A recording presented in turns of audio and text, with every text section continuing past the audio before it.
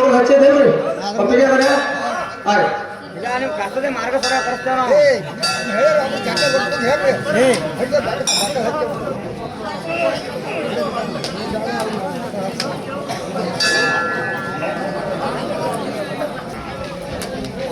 ಯಾವ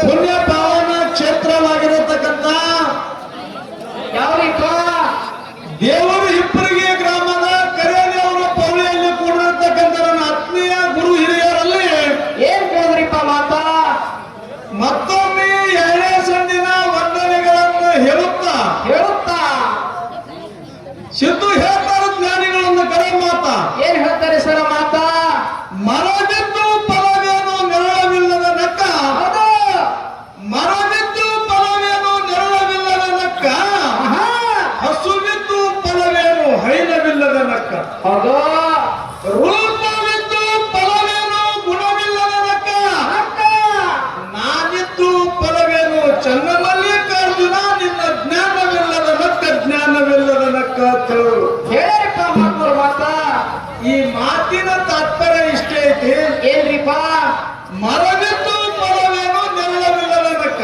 ಹೌದಾ ಗಿಡ ಎಲ್ಲ ನೋಡ್ಲಿಕ್ಕೆ ಬಹಳ ತೋರ್ದದ್ರಿಪ್ಪ ಅದ್ರ ನೆರಳಿಗೆ ಒಂದು ಎಕರೆ ಹೊಲ ಬಿದ್ದದ್ರಿಪ್ಪ ಕಡೆ ಬ್ಯಾಸಿಗೆ ಬಿಸಿಲಾಗ ಹೋಗಿ ಕೂತು ವಿಶ್ರಾಂತಿಗಳಿರ್ಬೇಕಂದ್ರೆ ಗಿಡದ ಬಡ್ಡಾಗ ನೆರಳಿಲ್ಲ ಇಲ್ರಿಪ್ಪ ಅನ್ಕೊಳ್ಳುತ್ತಿದ್ದಲ್ಲ ಗಿಡದೊಳಗೆ ಒಂದು ಹಣ್ಣಿಲ್ಲ ಇಂಥ ಗಿಡ ತಗೊಂಡು ಮಾಡುವುದೇನು ಅಂತ ಕೇಳ್ತಾರ ಅವರು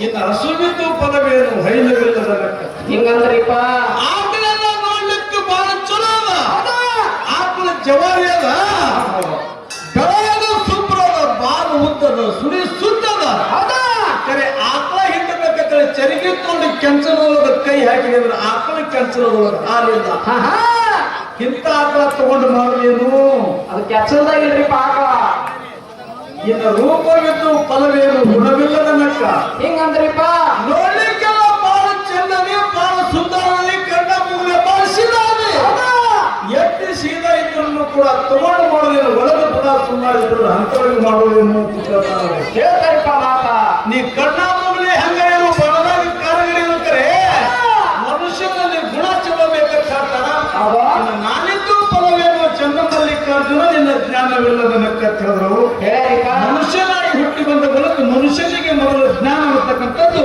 ಬೇಕು ಅನ್ನತಕ್ಕಂಥ ಮಾತನ್ನು ಹೇಳ್ಯಾರ ಇಲ್ಲಿ ಬಹಳ ಮಾತಾಡಿ ದೈವಕ್ಕೆ ಬೇಸರಾಗದೇ ನಮ್ಮ ಕವಿ ಹಿರಿಯರಲ್ಲಿ ಕಟ್ಟಿ ನಾವು ಕೊಟ್ಟಿಲ್ಲ ಅವರು ನಿಮಗೆ ಯಾವುದೇ ಕತ್ತಿಯಲ್ಲಿ ಡಬ್ಬಿ ಬಡದು ಗುಬ್ಬಿ ಅಂತ ಎನಿಸುವಂತ ಕೆಲಸ ಮಾಡ್ಲಿಕ್ಕೆ ಹೋಗಬೇಡ್ರಿ ಡೈರೆಕ್ಟ್ ಪುಣ್ಯಕ್ಕೆ ಹಾರ್ಮದ ವಿಷಯ ಕೇಳ ನೋಡು ಆ ವಿಷಯಕ್ಕೆ ಬರ್ರಿ ಅನ್ನತಕ್ಕಂಥ ಮಾತನ್ನು ಬಹಳಷ್ಟು ಪ್ರೀತಿಯಿಂದ ಹೇಳ್ಯಾರ ಆತ್ಮೀಯ ಬಂಧುಗಳೇ ತಾವೆಲ್ಲರೂ ಲಕ್ಷಣ ಕೇಳಿ ಪುಣ್ಯಕ್ಕೆ ಹೋದ ಬಾಳ ಒಂದು ಮಾತು ಕೇಳೋದವ ಏನ್ ಮಾತ್ರಿಪ್ಪ ಆ ಕತಿ ಬಾಳ ಹೇಳೋದಕ್ಕೆ ಆ ಕತಿ ಹೇಳ್ಕೊಟ್ಟೆ ಹೋಗಿ ಹೋದ್ರೆ ಟೈಮ್ ಪಾಸ್ ಆಗ್ತದ ಏನ್ ಕೇಳ ಪ್ರಶ್ನೆ ಅಂತ ಕೇಳಿದ್ರ ಏನ್ರಿಪ್ಪ ಪ್ರಶ್ನೆ ಸಿದ್ಧ ಮಾಲಿಂಗರಾಯನ ಗುರು ಬೀರದೇವರ ಮುಂಜಾನೆ ಬಂದಾಳು ಸಂಜೆ ಕುಳಿತಿದ್ದಿಲ್ಲ ಸಂಜೆಕ್ಕೆ ಬಂದಾಳು ಮುಂಜಾನೆ ಉಳಿತಿದ್ದಿಲ್ಲ ಮುಂದೆ ನನಗೆ ಸವಿಲಾರದಂತ ಶಿಷ್ಯ ಆಗ್ಬೇಕಂತೇಳಿ ಗೋಡಾಗಿರಿ ಗುಡ್ಡದೊಳಗೆ ಹೋಗಿ ತಪಸ್ಸಿಗೆ ಕೂತು ಯಾರು ಲಿಂಗ ಬೀರದೇವರಿಪ್ಪ ಆ ತಪಸ್ಸಿಗೆ ಕೂತಂತ ಸಂದರ್ಭದೊಳಗೆ ಸಾಕ್ಷಾತ್ ಪರಮಾತ್ಮ ಬಂದವನಿಗೆ ಹೇಳ್ತಾನ ಬಾಲಾಮತಿ ಗೌಡ ತಂದಿತ್ತು ತಪ್ಪರಾಯಪ್ಪ ಅಮೃತಬಾಯ ಪುಣ್ಯಗುಣದೊಳಗೆ ಹುಟ್ಟಿ ಬಂದಾರ ಜಾತಿ ಜ್ಯೋತಿ ಜಕ್ಕಪ್ಪ ಮಾಡಪ್ಪ ಅವರು ನಿನಗೆ ಮಾಲಿಂಗರ ಎತ್ತಕ್ಕೆ ಶಿಷ್ಯ ಆದಾಮತೇಳಿ ಸಾಕ್ಷಾತ್ ಪರಮಾತ್ಮ ಏನು ಬೀರದೇವರಿಗೆ ಹೇಳಿದ್ದು ಅದೇ ಮಾತು ಕೇಳ್ಕೊಂಡು ಬೀರದೇವರು ಡೋಣಿ ಹೆಗ್ಗಾರಿಕೆ ಬಂದು ಎಳ್ಳಿ ರೂಪ ತೊಟ್ಟು ಎಕ್ಕಿ ಗಿಡದ ಬಡ್ಡ ಗೊತ್ತಂತ ಸಿದ್ಧ ಮಾಲಿಂಗರ ಮತ್ತು ಚಕ್ರಾಯ ಶಿಕಾರ ಹೇಳ್ಕೊತ ಅದೇ ಡೋಣಿ ಹೆಗ್ಗಾರಿಕೆಗೆ ಬಂದ ಕಾಲಕ್ಕ ಆ ಮುಂದೆ ಎರಡು ಜಿಗಿತಿತ್ತು ಮಾಲಿಂಗರ ಹಿಂದೆ ಬೆನ್ ಹತ್ತಿದ್ದ ಎರಡು ಹೋಗಿ ಮಾಲಿಂಗರ ಬೆನ್ ಹತ್ತಿರ್ತಕ್ಕಂಥ ಎರಡು ಡೋಣಿ ಹೆಗ್ಗಾರಿಕೆಯೊಳಗೆ ಜಿಗಿತ್ತು ಅದರ ಜೊತೆ ಮಾಲಿಂಗರ ಪಾತಾಳದೊಳಗೆ ಗುರು ಶಿಷ್ಯರ ಭೇಟಿಯಾಗೈತಿ ಇಲ್ಲಿ ಪ್ರಶ್ನೆ ಕೇಳಿದವರು ಮಾಲಿಂಗರಾಯ ಶಿಷ್ಯ ಹಾರಿಯಲ್ಲ ಅಂದ್ರೆ ಮಾಂಸಾಹಾರಿ ಅಲ್ಲಿ ಮೌಸ್ತಿನವಲ್ಲ ಮಾಲಿಂಗರಾಯ ಶಿಷ್ಯ ಹಾರಿಯಲ್ಲ ಮತ್ತೆ ಶಿಕಾರಿ ಆಗ್ಲಿಕ್ಕೆ ಹೋಗ್ಬೇಕಾದ್ರೆ ಕಾರಣ ಏನು ಅಂತ ಕೇಳೋರು ಇದನ್ನೇ ಕೇಳಕ್ಕೆ ಒಂದು ಮಾತು ಹೇಳ್ತೀನಿ ನಿಮಗ. ಏನ್ ಮಾತ್ರಿಪ್ಪ ಅದು? ಬಹಳಷ್ಟು ಮಂದಿ ಸಸ್ಯಾಹಾರಿಗಳ ಬ್ಯಾಟಿ ಆಡಾಡ್ತಾರೆ, ಎಲ್ಲರೂ ತಿನ್ನೋರಲ್ಲ. ಅಲ್ಲ ಪುಣ್ಯಕ್ಕೆ ನಿರುವಂತ ಮಾತು ಕೇಳ್ತೀನಿ ನಾ. ಏನ್ ಮಾತ್ರಿಪ್ಪ ಅದು? ಮೊದಲಿಗೆ ರಾಮಾಯಣದ ರಾಮನ ತಂದೆ ದಶರಥ ಮಹಾರಾಜ ಬ್ಯಾಟಿ ಹೋದ. ದಶರಥ ಮಹಾರಾಜ ಬ್ಯಾಟಿ ಹೋದ, ಚಂದನ ತಿರುಗಾಡಿದ್ರು ಕೂಡ ಅವನಿಗೆ ಬ್ಯಾಟ್ ಸಿಗಲಿಲ್ಲ. ಮುಂದೆ ಅದೇ ಒಂದು ಗಿಡದ ತೊಟ್ಟಿಗೆ ಮರಗಿ ನಿಂತ ಕಾಲಕ್ಕ ಶ್ರವಣ ಕುಮಾರ ತನ್ನ ತಾಯಿ ಮತ್ತು ತಂದೆನ ಹೊತ್ತುಕೊಂಡು ಕಾಶಿ ಪಟ್ಟಣ ಕಟ್ಟಿದ್ದ. ಮತ್ತು ತಾಯಿ ಮತ್ತು ತಂದೆಗೆ ನೇರಡಿಕಾಗಿರ್ತಕ್ಕಂಥ ಸಂದರ್ಭದಲ್ಲಿ ಶ್ರವಣ ಕುಮಾರ ತಾಯಿ ತಂದೆ ನಿಲ್ಲಿಸಿ ನೀರು ತರಲಿಕ್ಕೆ ಕೆರೆಗೆ ಹೋದ. ಕೆರೆ ಹೋಗಿ ನೀರು ತುಂಬಿಕೊಳ್ಳುವಂತ ಸಂದರ್ಭದೊಳಗ ಏನೈತ್ರಿಪ್ಪ ಅಲ್ಲಿ? ಹುಡುಗುಡು ಸಪ್ಪ ಆಯ್ತು, ಇಲ್ಲಿ ಯಾವುದೋ ಬ್ಯಾಟಿ ಬಂದದ, ಯಾವುದೋ ವನ್ಯಜೀವಿ ಬಂದದ ಅಂತ ತಿಳ್ಕೊಂಡು ದಶರಥ ಮಹಾರಾಜ ಏನ್ ಮಾಡ್ದಾರಿಪ್ಪ? ಬಾಣ ಬಿಟ್ಟ. ಬಾಣ ಬಿಟ್ಟಿದ್ದ ಬಾಣ ಹೋಗಿ ಯಾವ ಶ್ರವಣ ಕುಮಾರ ಬಡಿತು. ಇಲ್ಲಿ ನಿಮಗೆ ಕೇಳ್ತೀನ, ಏನ್ರಿಪ್ಪ? ದಶರಥ ಮಹಾರಾಜ ಪಕ್ಕ ಸೂರ್ಯವಂಶದವ, ಹೌದಲ್ರಿ? ದಶರಥ ಮಹಾರಾಜ ಪಕ್ಕ ಸೂರ್ಯವಂಶದವ ಇದ್ರೂ ಕೂಡ ಬ್ಯಾಟಿ ಹೋಗ್ಯಾನಂದ್ರ ಅವ್ರೇನೋ ಮೋಸ ತಿತ್ತಿರ ತಿಳ್ಕೊಂಡೇನು? ಹಂಗಿಲ್ಲ. ಮಾಲಿಂಗರ ಯಾಕೆ ಬ್ಯಾಟಿಗೆ ಹೋಗ್ಬೇಕಾಗಿತ್ತು ಅಂತ ಕೇಳಿದ್ರ, ಯಾವ ತಮ್ಮ ಯೋಗ್ಯತೆ ಗುರು ಸೊನ್ನಾರಿ ಸಿದ್ದಮೇರಿ ಚಕ್ರಾಯಿ ಮತ್ತು ಮಾಲಿಂಗರಾಯರಿಗೆ ನೆಲ್ಲ ಬಯ್ಯಾರದೊಳಗೆ ವಿದ್ಯೆಯನ್ನು ಕಲಿಸ್ತಿದ್ದ. ವಿದ್ಯೆಯನ್ನು ಕಲಿಸುವಂತ ಸಂದರ್ಭದೊಳಗೆ ಮಾಲಿಂಗರಾಯ ಮತ್ತು ಚಕ್ರಾಯ ಈ ವಿದ್ಯೆದೊಳಗೆ ನಾವು ಪಾರಂಗತ ಆಗಿವೋ ಇಲ್ಲ ನೋಡೋಗೋಸ್ಕರವಾಗಿ ಆ ಬ್ಯಾಟಿ ಅಲ್ಲಕ್ಕೆ ಹೋಗ್ಯಾರ, ಹೊರತಾಗಿ ತಿನ್ಬೇಕಂತೇಳಿ ಅಲ್ಲ. ಎದಕ್ಕೆ ಹೋಗ್ಯಾರ? ಈ ವಿದ್ಯೆದೊಳಗೆ ನಾವು ಪಾರಂಗತ ಅರಿವು ಅಥವಾ ಇಲ್ಲಂತೇಳಿ ಬ್ಯಾಟಿ ಅಲ್ಲಕ್ಕೆ ಹೋಗ್ಯಾರ, ಕರೆ ತಿನ್ನುಗೋಸ್ಕರವಾಗಿ ಅಲ್ಲ. ನೀವು ಕೇಳುವಂತ ಪ್ರಶ್ನೆ ಇಷ್ಟೇ ಐತಿ. ಇಲ್ಲ, ಕುಂಡಲಿಗೆ ಕತ್ತಿ ಹೇಳ್ಕೊತ ಬಂದ.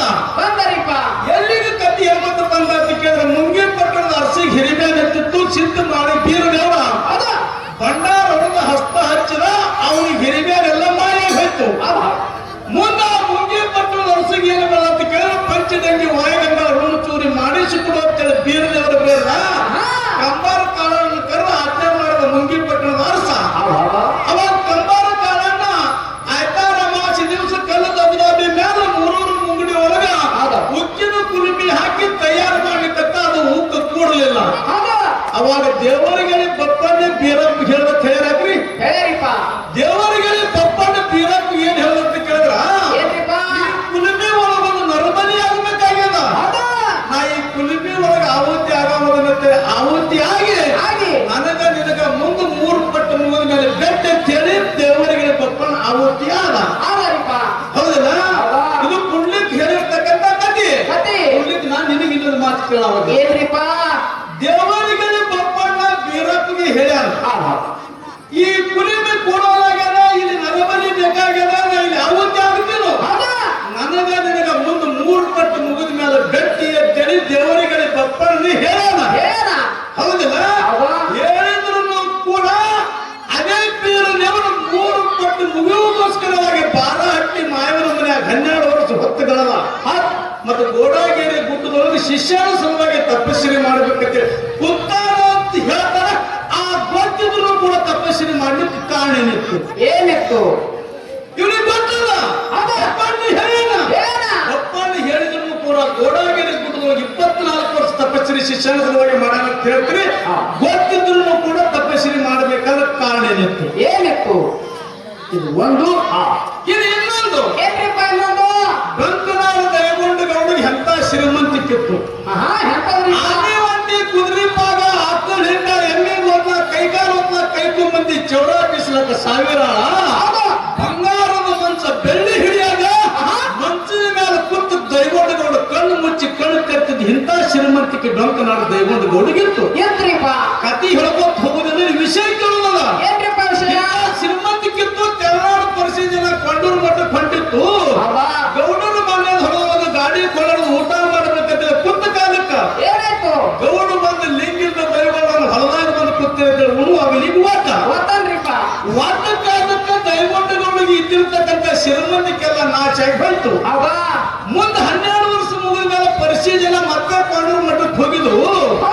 ಹೋಗುವಂತ ಸಂದರ್ಭದೊಳಗ ಅಂತ ಶ್ರೀಮಂತಿಕೆ ಇದ್ದಿರ್ತಕ್ಕಂಥ ದೈವಂಡ ಗೌಡನ ಭೂಮಿ ಕಂಟಿ ಕೋಣ ಹತ್ತು ಬಿದ್ದಿತ್ತು.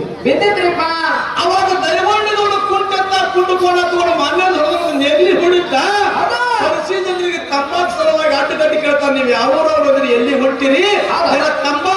ಪುಣ್ಯ ಕಟ್ಕೊಂಡ ದೈವಂಡ ಗೌಡ ಹೌದಾ ಅವಾಗ ಪರಿಶೀಲನೆ ಹೇಳ್ತಾರ ಏನಂತ್ರಿಪ್ಪ? ತೆರಳಾದ ಪರಿಶೀಲನೆ ಕಣ್ಣೂರು ಮಠಕ್ಕೆ ಹೊಂಟಿದ್ದೆವು. ಹೌದಾ ಅವಾಗ ಹೇಳ್ತಾರ ದೈವಂಡ ಗೌಡ ಏನಂತ ಕಣ್ಣೂರು ಮಠಕ್ಕೆ ನೀವು ಕರೆದೇವ್ರಿಗೆ ಹೊಂಟ್ರಿ ಅಂದ್ರೆ ನಾನು ಬಂದ್ರೆ ನಿಮ್ಮ ಕರೆದೇವ್ರು ನನಗೂ ಏನೇ ಕೊಡ್ತಾನೆ ತಿಕ್ಕಾಲ ಭಕ್ತಿನಿಂದ ಬಂದ್ರೆ ನಿನಗೂ ಭಗವಂತ ಬೇಕಾದ್ರೆ ಕೊಡ್ತಾನಂತ ಪರಿಸಿ ಜನ ಹೇಳಿದ್ರು. ಏನಪ್ಪ ಕುಂಟತ್ತ ಕುಂಡ್ಕೊಂಡು ನಗಲಿ ಹರ್ಕೊಂಡು ಹೋಗಿ ಮನ್ಯಾಗ ಕಟ್ಟಿ ನೀಲಾಲೋಚನೆ ದೇವಿ ಮಡದಿಗೆ ಹೇಳ ಏನಂತ ಆ ಮಡದಿ ಮನ್ಯಾಗಿದ್ದಿರ್ತಕ್ಕಂತ ದುಡ್ಡು ಕೊಟ್ಟು ದೈವಂಡ ಗೌಡಿ ಹೇಳ್ತಾರ ಏನಂತ್ರಿಪ್ಪ? ಭಕ್ತಿನಿಂದ ಭಗವಂತ ಹೊಂಟಿರಿ ಕಾಲೇಗಾಲಿ ಹೋಗ್ಯಾರ ಭಗವಂತನ ಭಕ್ತಿಯಿಂದ ಒಂದು ಹನಿ ಎಣ್ಣೆಯಲ್ಲಿ ಹಾಕಿರ್ತೇನೆ ಹುಟ್ಟಿ ಬೀಸಿ ತನ್ನ ದುಡ್ಡು ದೈವಂಡಗೌಡನ ಕೈಯಾಗ ಕೊಟ್ಲು. ಅದೇ ದುಡ್ಡು ತಗೊಂಡು ದೈವಂಡಗೌಡ ಕೊಂಡೂರು ಮಠಕ್ಕೆ ಹೋದ. ಹೌದರಿಪ್ಪ ಅವಾಗ ಕೊಂಡೂರು ಮಠಕ್ಕೆ ಹೋದ ಕಾಲಕ್ಕೆ ಮಾಲಿಕರ ಬೀಜ ಗುತ್ತಿ ಬೈರೋದು ಬಂದಿಗೆ ಸಾವಿರ ಭಾಗ್ಯ ಕಾಯ್ತಿದ್ದ. ದೈವಂಡಗೌಡ ಒಟ್ಟಿಗಾಗಲೇ ಮೂರನ ತಪಸ್ಸಿನ ನಿಂತ ಹೌದು ಕಣ್ಣಾಗಿನ ನೀರು ಹರಿದು ಕರೆಯಲ್ಲಿ ಅವರು ಪೋಣ ತುಂಬಿದ ಕರೆಯಲ್ಲಿ ಅವರು ಕಣ್ಣು ತೆರೆದು ನೋಡ್ಲಿಲ್ಲ. ಮಾಲಿಕರಾಗರು ಸಂಜೆ ಆಯ್ತು ಮಾಲಿಕರ ಬಂದು ಕರೆದವ್ರಿಗೆ ಕೇಳ್ತಾರ ಏನಂತ ಭಗವಂತ ಯಾವ ಯಾವ ನಾಟಕದವನು 3 ದಿನ ಬಂದು ಒಟ್ಟಗಾಲಿ ತಪಸ್ಸಿನ ನಿಂತಾನ. ಕಣ್ಣಾಗಿ ನೀರು ಹರಿದು ಕೋಣ ತುಂಬಿದ ಭಗವಂತ ಏನು ಹೇಳ್ತಾನೆ ಬೇಡಿದ್ದು ಕೊಡುವಂತೆ ಮಾಲಿಕರ ಕರೆದೇವ್ರಿಗೆ ಹೇಳ. ಏನ್ರಿಪ್ಪ? ಅವಾಗ ಕರೆದೇವ್ರು ಹೇಳ್ತಾನೆ ಮಾಳಪ್ಪಗ ಏನಂತ? ಮಾಳಪ್ಪ ಗೌಡ ಕೆಟ್ಟದ ನೋವು ಕೊಟ್ಟದ ಇವತ್ತು ಕೊಟ್ಟದ್ರ ನಾಳೆಗೆ ಕೈ ಬಿಡ್ತಾನ. ಹೌದಾ ಗೌಡರು ಕೊಡುವುದು ಬೇಡ ಹೌದಾ ಆದ್ರೂ ಕೂಡ ಮಾಲಿಕರು ಹೇಳದಪ್ಪ ಯಾರ ವ್ಯಕ್ತಿ ಬೇಡ ಬೇಡ. ಅವ ಜೇರ್ ದೈವಂಡಗೌಡ ಮಾಲಿಕ ನಡಬರಕ್ಕೆ ಜಾಮೀನನ್ನ ಹಾಕ್ತಿರು ಕೊಡು ಬಂದಾರಂದ. ಹೌದಲ್ರಿ? ಅವಾಗ ಮಾಲಿಕರ ನಡಬರಕ್ಕೆ ಜಾಮೀನಾದ ಆ ಕರೆದೇವರು ಭಂಡಾರ ಕೊಟ್ಟ. ದೈವಂಡಗೌಡ ಏನು ಪಡ್ಕೊಂಡಂತ ಕೇಳಿದ್ರ ಏನ್ರಿಪ್ಪ? ಕರೆ ಕಟ್ಟಿದ ಹಬ್ಬ ಹಾಕ್ತಿದ್ದ ಕರೆದವ್ರಿಗೆ ಬೇಡ್ಕೊಂಡ. ಹೌದಾ ಮುಂದೆ ಕರೆದವ್ರಿಗೆ ಕರೆ ಕಟ್ಟಿದ ಹಬ್ಬ ಹಾಕ್ಲಿಕ್ಕೆ ದೈವಂಡಗೌಡ ಕತಿ ಹೇಳ್ಕೊತ ಹೋಗೋದು ಬೇಡ. ಬೇಡ ಆ ದೈವಂಡಗೌಡ ಹಬ್ಬ ಹಾಕ್ಲಿಕ್ಕೆ ಬಂದ ದೈವಂಡಗೌಡ ಕರೆ ಕಟ್ಟಿದ ಹಬ್ಬ ಹಾಕುವಂತ ಸಂದರ್ಭದೊಳಗ ಏನೈತ್ರಿಪ್ಪ? ದೈವಂಡಗೌಡ ಹೆಂಗ ಬಂದಿದ್ದ ಕೇಳಿದ್ರೆ ಬಾಂಗ್ಲಾದೇಶದ ಮಂದಿನ ಕರೆಸಿದ್ದ. ಅಂಗಳ ತುಂಬಾ ಎಂಗಿನ ಊಟ ಜಡಿದಿದ್ದ ಕರೆದೇವರು ಬಾಗಿಲಿಗೆ ಬೋರ್ ಜಾರಿಗೆ ಪಡೆದಿದ್ದ. ಅಂದ್ರೆ ಈ ಹಬ್ಬ ಕರೆದವರು ಮತ್ತು ಮಾಲಿಕರನ್ನು ಸೊಟ್ಟು ಬರೀಬೇಕಂತೇಳಿ ದೈವಂಡಗೌಡ ಇಂತ ಸಂಚಿಕೆ ಮಾಡಿದ್ದ. ಇಲ್ಲಿ ಕೇಳೋದು ತುಳ್ಳಿದ್ದ ಏನ್ರಿಪ್ಪ? ದೈವಂಡಗೌಡ ಇಂತ ಎಲ್ಲ ಸಂಚಿಕೆ ಮಾಡಿದ್ರು ಕೂಡ ಹಬ್ಬ ಹಾಕ್ಲಿಕ್ಕೆ ಬಂದಾನ. ಕೊಂಡೂರು ಪಡೆದೊಳಗ ಕರೆದವರಿಗೆ ಹಾಕ್ಲಿಕ್ಕೆ ಬಂದಿರತಕ್ಕಂತ ಹಬ್ಬ ದೈವಂಡಗೌಡನ ಹಬ್ಬ ಮುಗಿದೋದು ಅಥವಾ ಇಲ್ಲೋ ಮುಗಿದಿತ್ತಂದ್ರೆ ದೈವಂಡಗೌಡನ ಹಬ್ಬ ಯಾವ ಮಠದೊಳಗೆ ಮುಗಿದೈತಿ ಮುಗಿಲಿಲ್ಲ ಅಂದ್ರೆ ಯಾಕೆ ಮುಗಿಲಿಲ್ಲ? ಹೌದಲ್ರಿ? ಇದು ಒಂದೇ ಎರಡು ಮಾತು ಕೇಳಿದೀವಿ. ಅವರಿಗೆ ಭಗವಂತ ಬೇರೆಯವ್ರ ಮಾಲಿಗೆ ಎಷ್ಟು ಬುದ್ಧಿ ಕೊಡ್ತಾನ ನೋಡು ಹೇಳ್ತಾರ ಇರತಕ್ಕಂತ ಆತ್ಮವಿಶ್ವಾಸ ನಮಗೂ ಐತಿ ಅನ್ನತಕ್ಕಂಥ ಮಾತನ್ನು ಹೇಳಿ ಈಗ ನಾನು ಕೂಡ ಚಾಲ ಸರಜೋಡಿ ಕಲಾವಿದರಿಗೆ ಪಾಳಿ ಹೋಗುವ ಸಭಾ ಶಾಂತಿ ರೀತಿಯಿಂದ ಆಲಿಸಬೇಕಂತ ವಿನಂತಿ.